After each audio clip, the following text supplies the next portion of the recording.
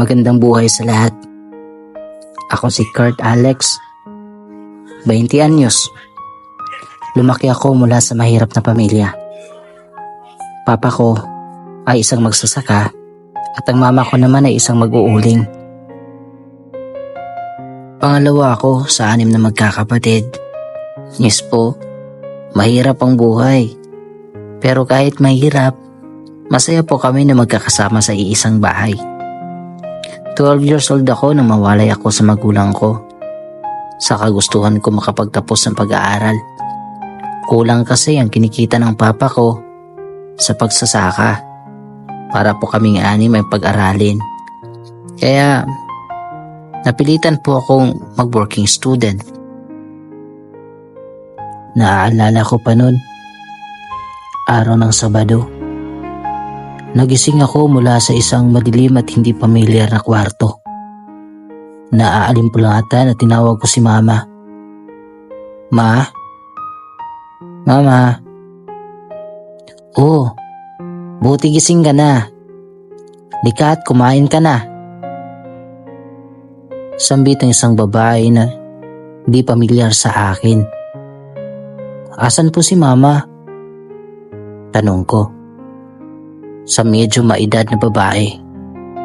Iniwan ako ni Mama sa nagpakilalang kanyang amo. Hindi ko sukat akalain na gagawin ni Mama sa akin yun.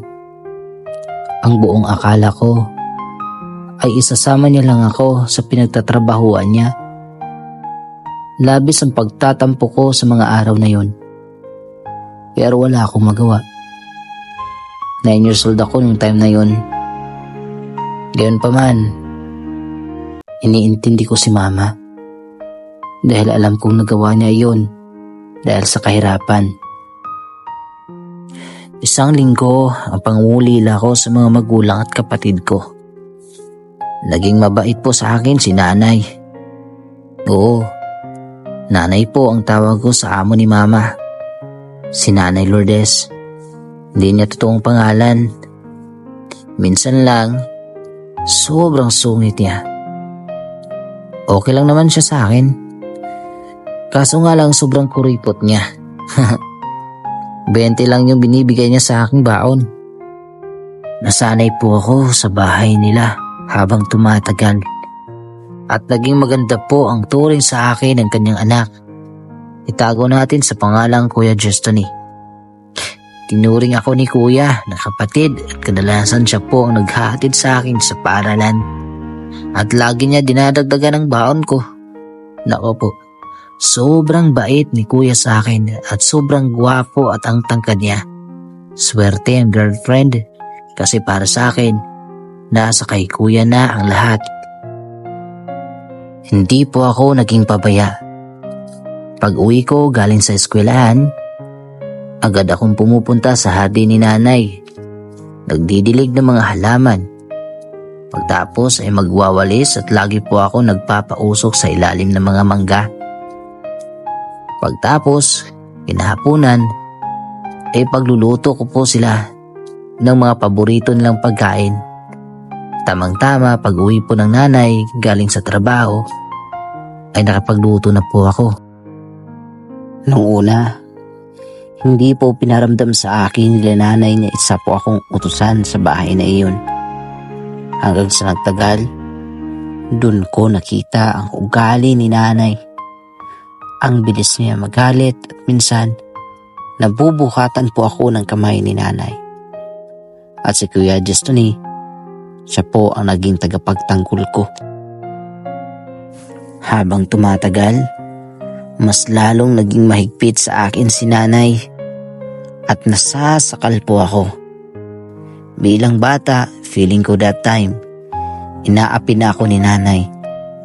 Lalo na nung umalis si Kuya ng bahay. Need niya kasi tapusin ang pag-aaral niya sa Cebu. Kaya naman, ang naiwan sa bahay ay ako at si Nanay na lang. Tiniis ko ang ugali ni Nanay at tiniis ko din ang pangungulila ko sa pamilya ko. Ngunit isang araw, linggo iyon, kaya wala akong pasok. si Papa at Mama ay bumisita sa akin. Nagdidilig ako ng mga halaman nun. At si Nanay naman ay nagpamper ng sarili. Nagpapalinis siya ng kuko. Sobrang saya ko na makita ko si Mama at Papa. Kaya napayakap ako sa kanila sabay sabing, "Ma, Pa, kukunin niyo na po ba ako?" Hindi nakasagot sa akin si Mama at Papa. At narinig ko si Nanay na nagsasalita. "Bakit? Uuwi ka ba sa inyo, Alex?" Tanong niya sa akin. "Nay, okay lang po ba na umuwi na ako sa amin?" Patanong na sagot ko sa kanya. Habang tahimik si Mama at Papa na nasa tabi ko. "Bakit ka uuwi? Ang ganda ng buhay mo dito sa akin. Doon sa inyo, magbubuhat ka ng mabibigat at wala kang makain." Tama nga naman po si Nanay. Mahirap sa amin. Pero kahit mahirap doon, masaya po kaming lahat. "Nay, uuwi na po ako. Di ko na po kaya dito sa inyo." Biglang natahimik at napatingin sa akin ng diretso si Nanay. At napansin ko na parang naluluka ang mga mata niya. "Sigurado ka na ba dyan sa desisyon mo? Iiwan mo si Nanay mag-isa dito?" Sambit niya. "Opo, uuwi na ako.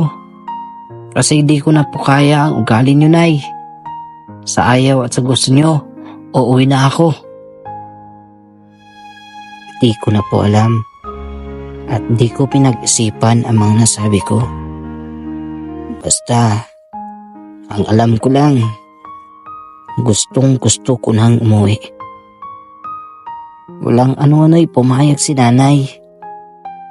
Ngunit may mga namumuong luha sa kanyang mga mata.